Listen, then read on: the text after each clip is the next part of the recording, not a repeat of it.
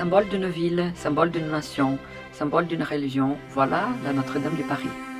L'incendie qui a presque détruit la cathédrale le 15 avril 2019, encore une fois, confirmait l'essence de la devise de la ville de Paris.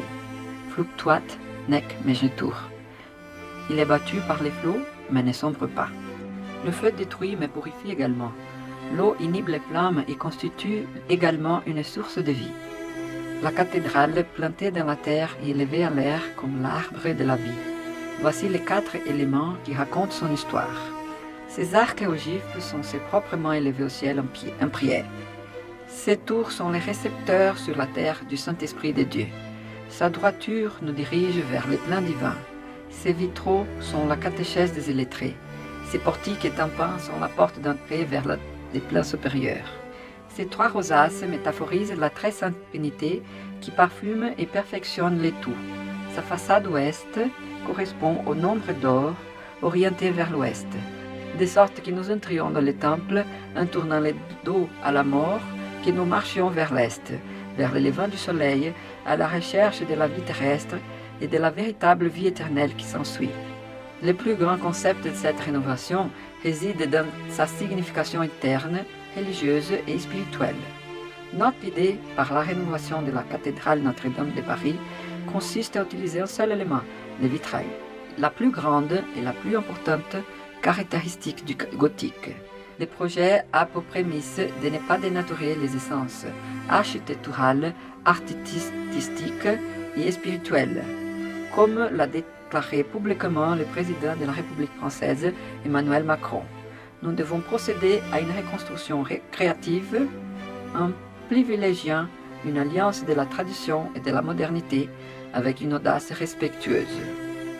Toute la couverture est faite en verre huilé, y compris la flèche, avec transparence à l'intérieur de la cathédrale pour l'ouverture de voûtes avec des techniques contemporaines associées au zeitgeist médiéval. Tradition, rupture et modernité contextualisent les revêtements en vitrail. Le vitrail est l'élément de connexion entre le passé et le futur.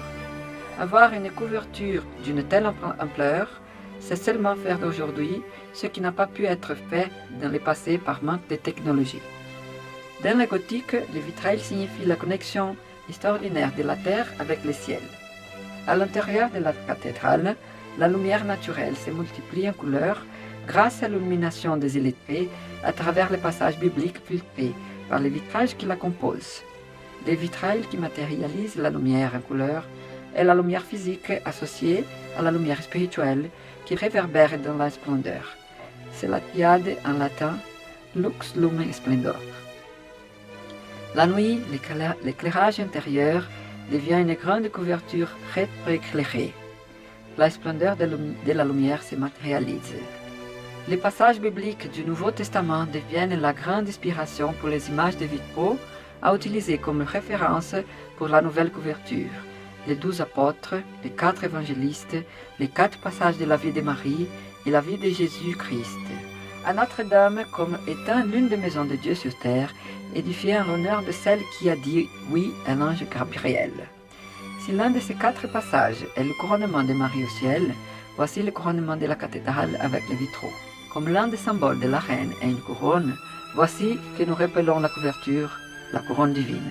La couronne de lumière et de couleurs pour éclairer des ténèbres nocturnes, annonçant et présageant que la lumière de l'aurore sera bientôt de nouveau présente dans l'état rose matinal, annonçant la joie de l'arrivée de la lumière pour toujours.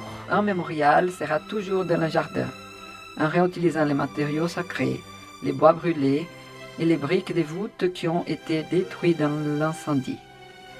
Quel que soit le choix de cette rénovation, que Dieu éclaire Notre-Dame, la Vierge Marie et si possible, avec une couverture habillée de vitraux, la couronne divine. Amen.